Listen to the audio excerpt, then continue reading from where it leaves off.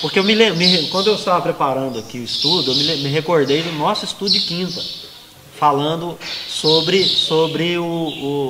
a gente espera muito em troca, né? E Jesus diz o seguinte: olha, pouco importa, eu transformei água em vinho para as mesmas pessoas que estão me crucificando lá. Ele vai dar essa interpretação, assim, não importa, perante Deus você fez a sua parte. Então é cada um segundo a sua consciência, segundo a sua tempo, hora e modo, né? Mas tentando responder para Deus no grau, né, de evolução que cada um de nós temos, mas tentando responder para Deus da forma que a gente pode, que a gente está compreendendo. Trocando em miúdos assim: estou na minha família, como é que eu vou agir na minha família? Estou no meu trabalho, como é que eu vou agir no meu trabalho? Estou no centro, como é que eu vou agir no centro? Estou na sopa, estou na rua, estou dirigindo meu carro. Porque todas essas ocasiões, são momentos que nós estamos a serviço de. O duro é que a gente acha que é o outro que está a serviço da gente. Por isso que até para a gente exercer a caridade, a gente quer saber o que o outro vai fazer com a caridade que a gente está ali tentando exercer, né? Que a gente conversou no estudo. E Jesus aqui, ele fala: olha, você tem que compreender a alegria de servir com desprendimento. E eu tenho certeza, cada um de nós aqui já experimentou servir, e principalmente quando você chega, por exemplo, a uma fila de sopa que tem alguém ingrato lá. Mas muitos de nós já experimentamos isso e a gente já até abrandou corações. Fala: não, fica tranquilo, isso é normal, vamos seguir. E a gente, sabe, sente renovado, a gente vai com uma tarefa e a gente vem renovado. É por isso que a gente fala assim: olha, a caridade cura doença. Caridade cura doença. E tem muita gente que às vezes está lá com câncer terminal e que se envolve com o trabalho e às vezes até vai morrer de câncer mesmo, mas posterga 2, 3, 4, 5, 10 anos. Então, assim, a parte que eu gostaria que ficasse pelo menos aqui do Boa Nova, do Amor e Renúncia, capítulo 12, é assim: a alegria de servir um amigo. Os afetos da alma são laços misteriosos que nos conduzem a Deus. Percebeu? Então, E a água e o vinho dá a simbolizar na nossa atitude do dia a dia. Porque às vezes nós estamos num problema, temos em nós largar um problema de lá, nós põe a mão nela, que é onde a água e o vinho está. E nós põe a mão e desanda tudo. Larga ele de lado e segue seu caminho. É igual a água e o vinho. Se você não seguir seu caminho, você parar ali na briga, na discussão, para pôr a mão e ir além, vai desandar e vai ficar pior. boa metáfora. Muito importante isso. Eu acho que é isso. Eu acho que em vários momentos nós estamos diante de situações que a gente não consegue resolver sozinho. Mas a gente quer resolver. A gente usa a estratégia humana para poder resolver.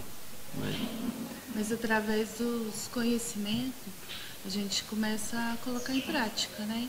E nem tudo está nas nossas mãos. Quando a gente confia, Deus nos mostra o caminho. Quando a gente se cala e confia veemente, né? Deus nos mostra o caminho. Traz pessoas que nos orientam. É sempre assim. Eu acho interessante que, igual você falou sobre o problema, quando a gente está passando por um problema, a gente fica assim pensando, como que eu vou resolver esse problema? Então, tem hora que você fala: poxa vida, eu trabalho no centro, eu tenho que confiar em Jesus, porque eu não consigo resolver esse problema, então eu vou confiar nele. A partir do momento que você entrega, mas entrega, não assim, eu vou entregar. Só que aí, no fundo, você fica assim: será que vai resolver? Não, quando você entrega mesmo, daquela forma assim: Jesus, está nas suas mãos.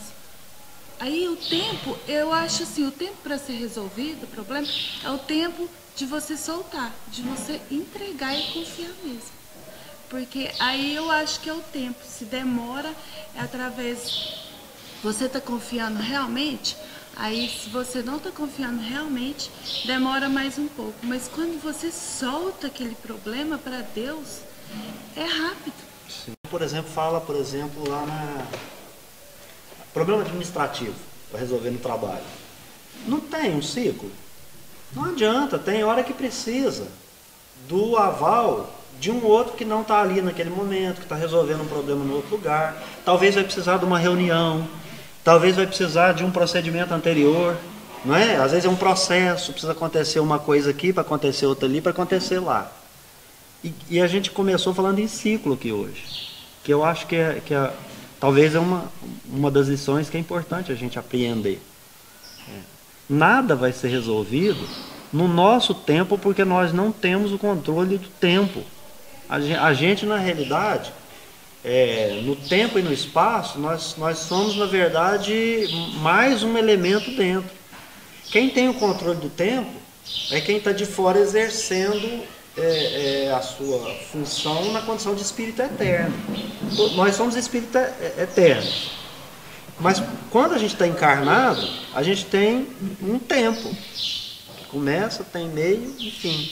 Né? Começa, desenvolve, tem final. Mas a gente não domina. Tanto que quando a gente encarna, ninguém fala para nós assim, você vai desencarnar em tal data. Não é? A gente sabe, você vai encarnar. E o desenvolvimento disso? Depende de uma série de fatores. Eu posso contribuir para o meu desencarne mais cedo. Não é? Eu posso contribuir para desencarnar mais tarde, porque eu tenho uma moratória. A gente tem um exemplo do Chico. Não é? Ele não está lá internado para desencarnar, já tinha sido desenganado. E de repente o pessoal fala aí uma série de coisas. Uma luz, não sei o que, nada. Eu acredito que por algum motivo houve a necessidade de postergar e que ele devia ficar mais um tempo, como ele ficou e trabalhou, inclusive. Né? Então, o que é isso? O Pedro já nos ensinou. Ele fala, olha, um ato de amor cobre uma multidão de pecado. Não é? Então, a gente também já estudou isso. Né? Você veio para perder um braço, mas você foi tão bem e foi além, né, de colocar numa atividade. E aí você começou a desenvolver aquela atividade, você falou assim, eu vou além.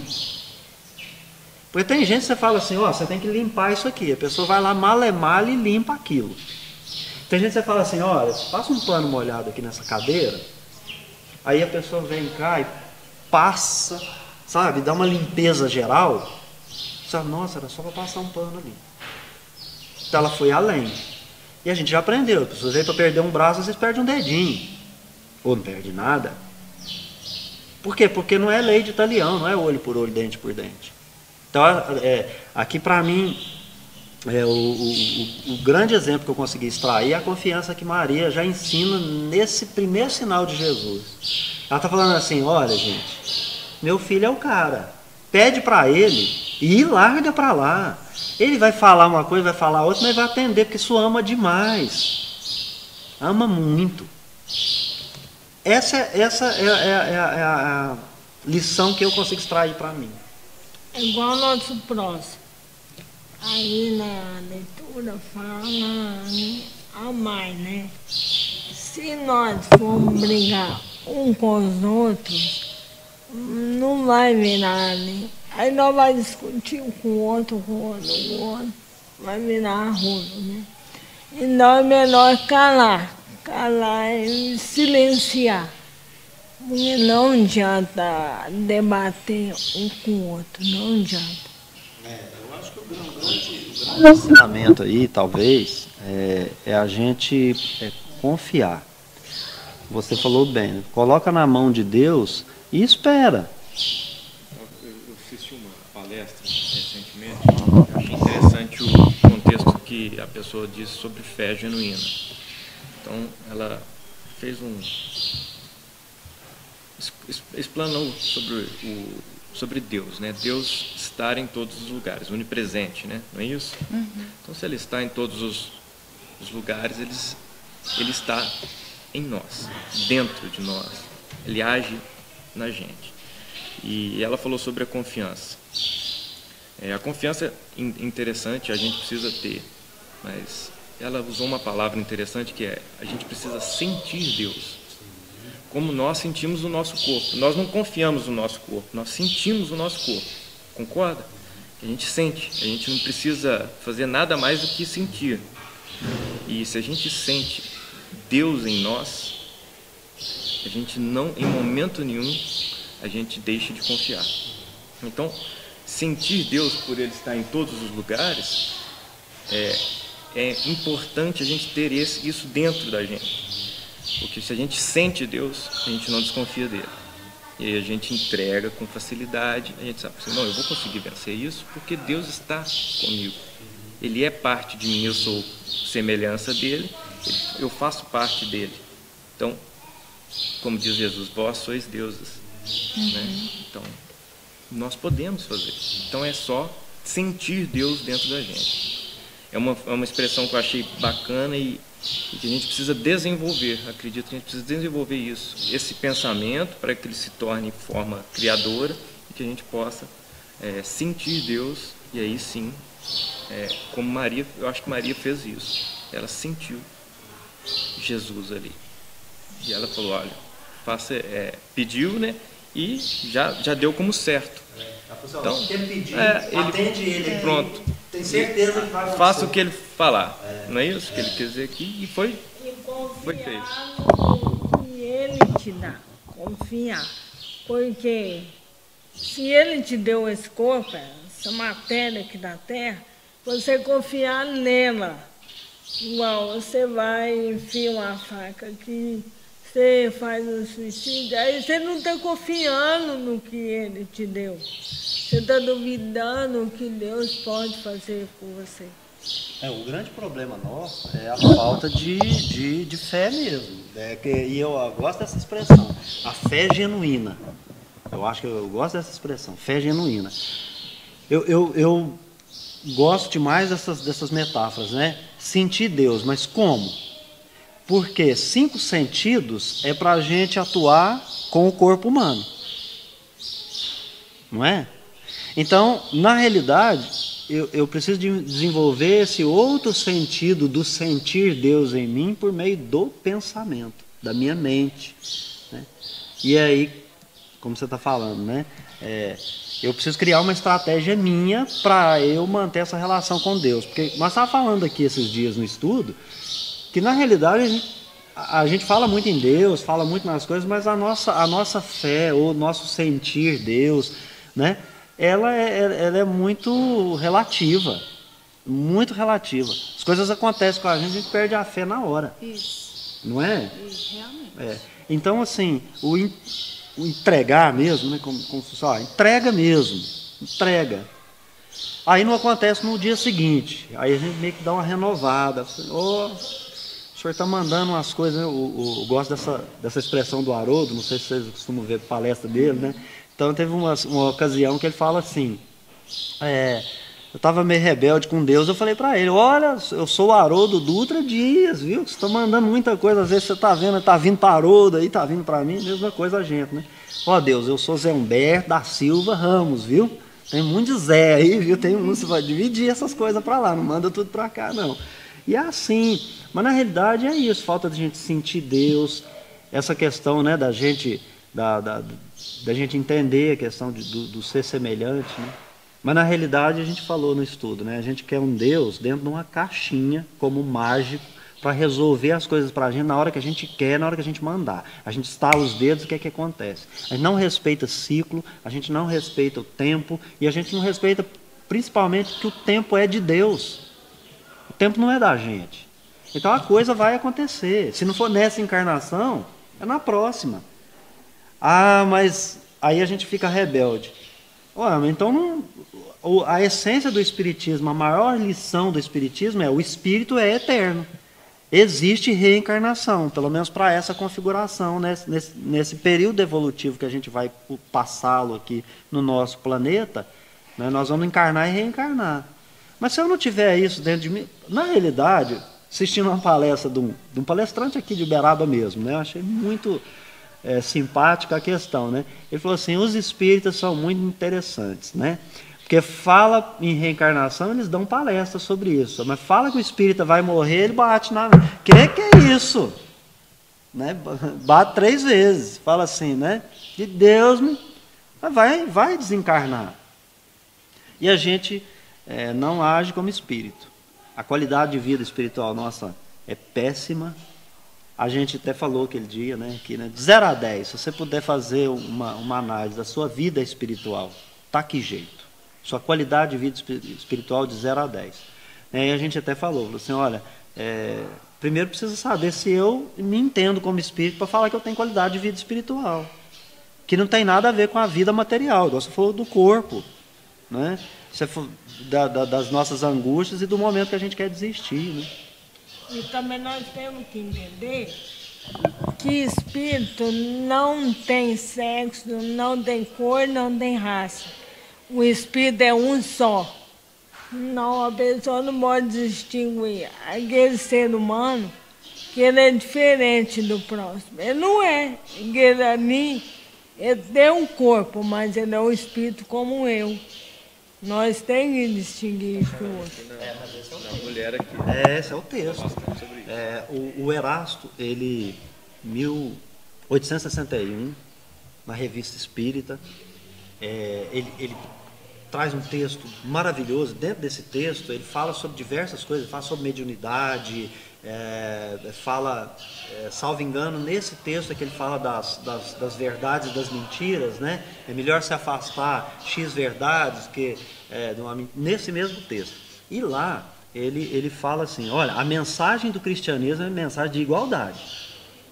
Aí ele vem e explica, fala assim, só que vocês pegam aí um termo e, ao contrário de você querer interpretá-lo da maneira como Deus quer que você compreenda, não, você usa uma estratégia humana e compreende diferente. Então, falou em igualdade lá, todo mundo chamou Jesus de comunista e de revolucionário. Ele falou, não é disso que nós estamos falando. Jesus nunca pregou que a propriedade deve ser só de de todos aqui. Ele falou assim, não, a riqueza é prova, a riqueza é dom. Como é que eu vou agir sendo rico se todo mundo tiver o mesmo tanto? Então eu não vou ter condições de provar a minha lealdade a Deus, ao projeto divino que Ele tem um propósito para mim, se eu não conseguir experimentar ter riqueza. Então tem a pobreza, a miséria, e tem a fortuna, a pessoa tem que trabalhar com isso, que são provas. E é interessante porque ele vai nos enviar para o Livro dos Espíritos, quando fala da lei de igualdade. O que fala na lei de igualdade? Que a gente é diferente. A lei de igualdade no Livro dos Espíritos fala assim, nós somos todos diferentes. O que nós temos? Cada um tem uma aptidão, tem um dom. Mas ele traz 5 ideias de igualdade. Dentre elas ele fala, homem e mulher são iguais na Terra. Vem com aptidões diferentes. Então, por que tem uma... Né? Seria muito interessante a gente não... Por que a gente não pensa nisso, né? A gente não pensa nisso. Não, Deus fez homem e mulher, não tinha nada para fazer, ele fez homem e mulher. Claro que ele fez homem para uma função, mulher para outra função. Mas iguais, é igual você falou, o espírito não tem sexo. Então eu vou experimentar, como já devo ter experimentado, tenho certeza que já experimentei ser mulher. Sabe? Em outras encarnações. E a pessoa, hoje, que às vezes vê um irmão, que ele está passando por um período de transição, que é a dificuldade dele entre homem e mulher. E a gente não compreender que se eu sempre fui advogado, o dia que eu for engenheiro, eu vou ter que passar por um período de transição. Porque eu não vou sair da interpretação de palavras, de períodos, de letra, de leis, de textos, para de repente começar a fazer cálculos matemáticos. Então é muito simples, a gente complica as coisas. Então, tem diferença. Vamos viver com os diferentes, que vocês estão mencionando, e eu acho que esse texto, quando ele traz a questão da mulher, e quando a gente vai falar da mulher, como ela era compreendida, tanto no Antigo Testamento quanto no tempo de Jesus, mostra que não há diferença, que a diferença nós é que criamos.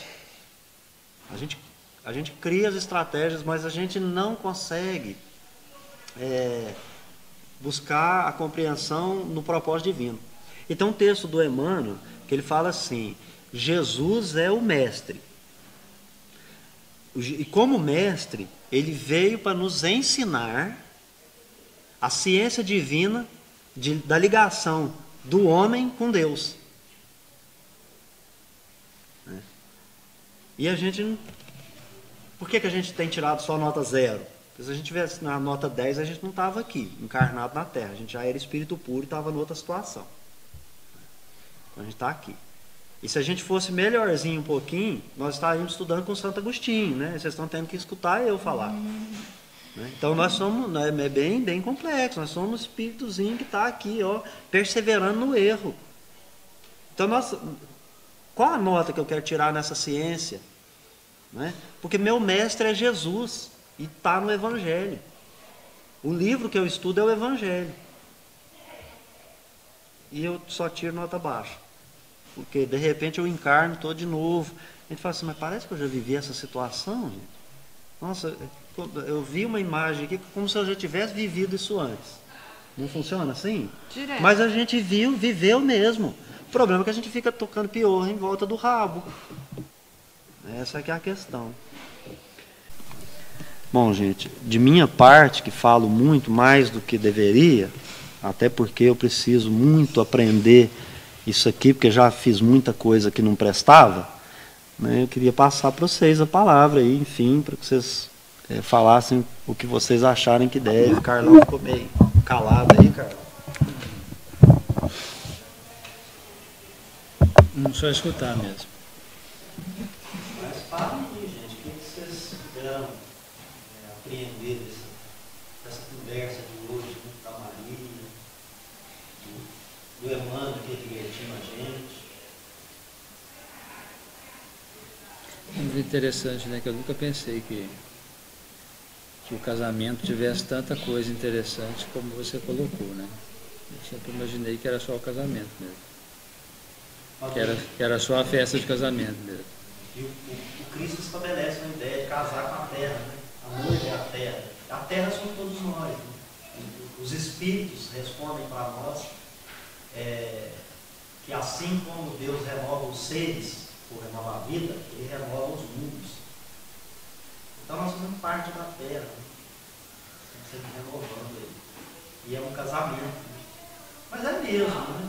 Porque não tem um casamento só da ligação da aliança do homem com a mulher, como a gente imagina aí, né? Tudo é um casamento. A gente vai para o centro espírita, é um casamento. A gente vai trabalhar em algum lugar, é um casamento, né? Nós vamos agir com isso. Né? A gente age em relação ao noivo. Né? Segundo Emmanuel, nesse texto, a gente não tem agido muito legal, não. A união não está perfeita ainda. É engraçado, porque se a gente não se unir às lições do Cristo, dificilmente a gente vai se unir a Deus. Deus está sempre presente em nós. Eu costumo dizer o seguinte, né? A gente entra no Espiritismo, mas o Espiritismo não entra na gente. Agora Deus atravessa a gente por tudo quanto é pobre que a gente tem. Porque é uma comunhão. Né? Então basta. Assim, eu acho que o ensinamento mais importante hoje do estudo partiu da sua fala, que é sentir Deus. A comunhão só vai existir no momento que a gente sentir Deus. Sem dúvida nenhuma. Gostei muito do fato de que eu levo para Jesus, para Ele multiplicar. Eu não tinha pensado nisso e é muito isso que a gente faz. Né? A gente talvez não só pede e não leva o que você está precisando. Porque Jesus sempre perguntou, né? O que queres de mim? Sempre ele fazia essa pergunta. Para um cego, para quem quer que seja. E a pessoa pedia, eu quero enxergar. E aí, a sua fé te curou, não é isso? Então, assim, o que eu estou levando? Para Deus, para Jesus, para que Ele possa multiplicar e me fazer mais capacitado, mais entendido, mais evoluído. Acho que isso eu vou levar hoje e vou... Isso é do Emmanuel. Do Emmanuel, então, assim, eu achei interessante essa fala que eu não tinha percebido isso no texto. Você pega aquelas obras Fonte Viva e o Consolador, né? Mas principalmente na obra Fonte Viva. Pão Nosso, Caminho, Verdade e Vida, Ceifa de Luz, Vinha de Luz. Eu estou te falando que eu não lembro de cabeça aqui em qual livro você vai encontrar lá. É muito interessante essa questão do que a gente leva para ser multiplicado. A questão da multiplicação dos pães, né? Multiplicação do peixe. Então, o ensinamento do Emmanuel, assim, até eu chegar nesse ensinamento, eu também não tinha pensado no que eu estou levando, né? Porque é engraçado, a gente vai para a sopa, e quantas vezes já aconteceu nesses anos todos, de ser uma semana que a gente não tem. Não tem. Mas você leva o quê? Vontade de ir para lá.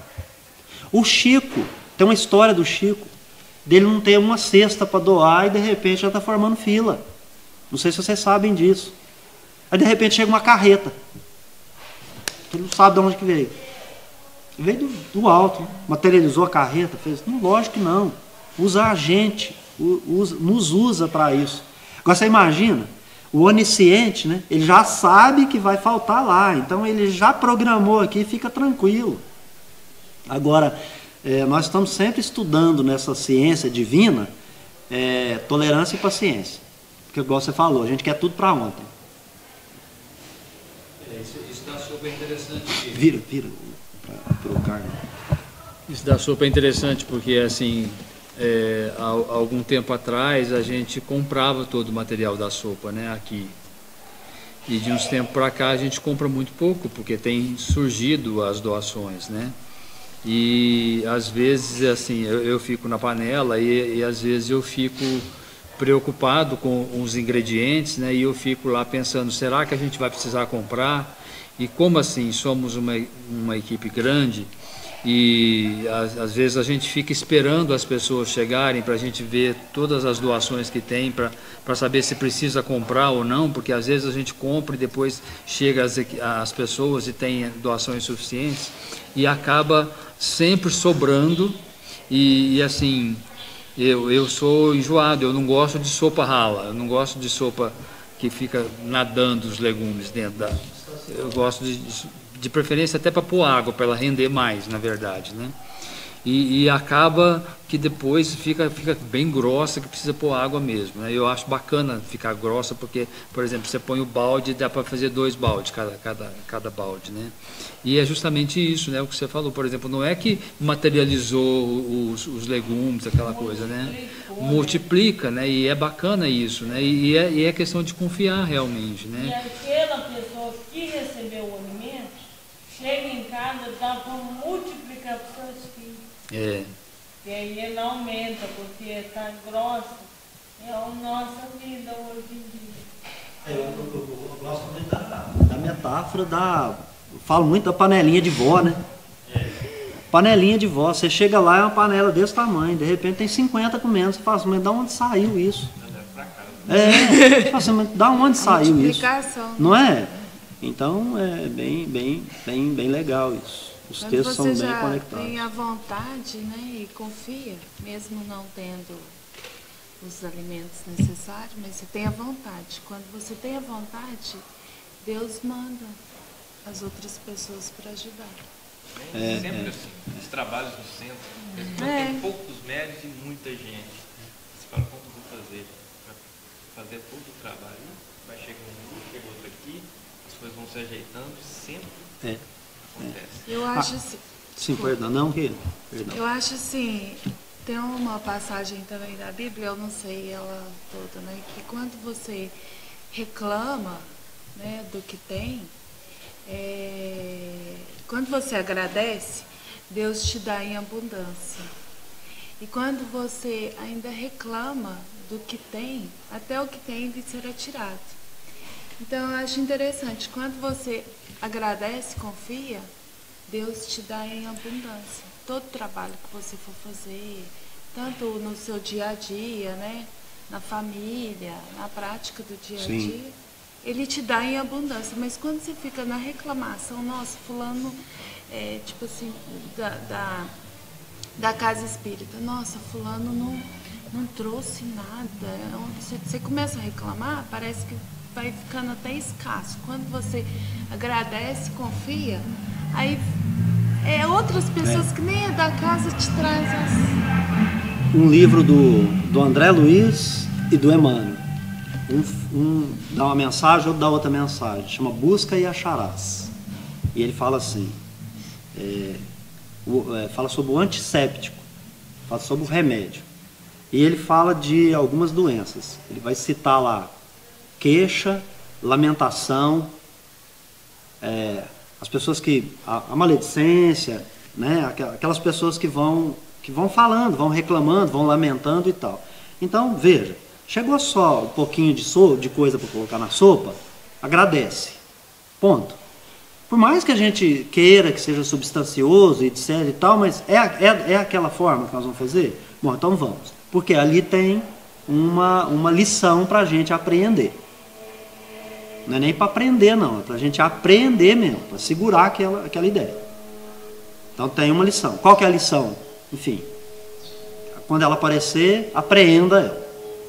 Porque é uma lei divina. Toda vez que eu reclamo, ele fala da doença da alma. Quem reclama e quem faz queixa é doente mental. Porque você não consegue ver a parte boa. A gente só olha para o copo, ele está meio vazio. E outros olham, o copo está meio cheio. Então tem uma diferença do como é que eu estou olhando para as coisas. E aí é uma questão assim, é lei divina. Não significa que Deus é mau e que Ele então tira. Não, eu tiro de mim.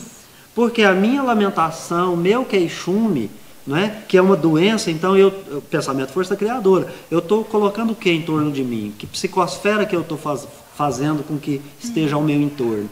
E aí eu afasto mesmo a possibilidade. Porque ao passo de com o pensamento eu conseguir me comunicar com o Carlos, que eu preciso de algo que ele tem para que ele traga para mim, ou que eu tente estabelecer essa conexão e que ela é estabelecida pelas ondas, que são nada mais do que Deus, não é? Você falou que Deus está penetrando o universo, então essas ondas, essa comunicação é minha. O que eu estou levando? Eu estou levando o desejo que o Carlos possa lembrar que hoje eu estou precisando de algo. Às vezes eu não estou lembrando que é o Carlos, às vezes eu estou lembrando que é você.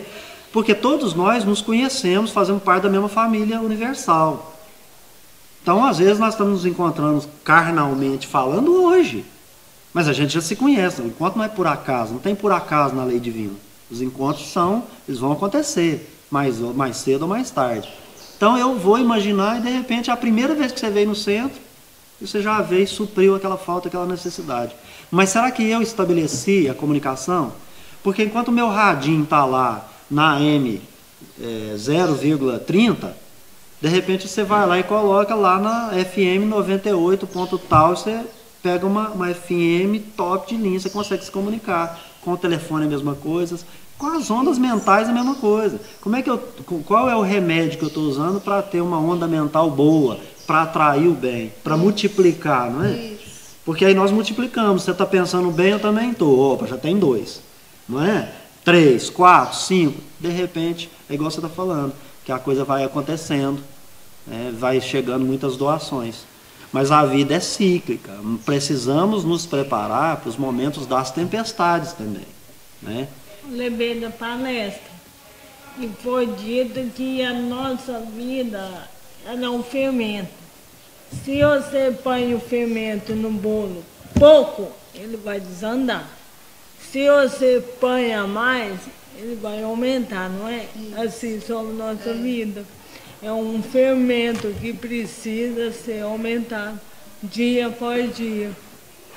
Eu escutei outro dia um vídeo e eu achei bem interessante. O rapaz falando que a pessoa que é mais simples, não tem muita coisa, né? Então ele sempre está falando assim, não, eu não tenho nada, está sempre reclamando. Falta isso, falta aquilo, eu não tenho nada. Aí quando vem a enchente e leva o que ele não tinha nada, ele vai, o repórter pergunta, e como que você tá? Não, levou tudo. Quer dizer, ele tinha e ele não agradecia o que tinha, né? Então é a gente, é assim. A gente tem, nós não agradecemos e até o que a gente tem será levado. Tem que agradecer. Sem dúvida. E tem que agradecer com força mesmo, né? Então, se a gente se reunir em torno do Evangelho, eu acho que a gente fala, tem muita coisa pra gente falar, né? Tão gostoso, não é? Assim, esse sentimento, essa relação. Mas a gente sabe, assim, que vocês têm também mais o que fazer, né? Que a vida continua, como diria o André Luiz. E é nesse sentimento de ter que agradecer, que a gente agradece pela oportunidade do dia de hoje, agradece a Deus e a Jesus por estarmos juntos, compartilhando mais um dia da nossa vida, principalmente em torno do Evangelho.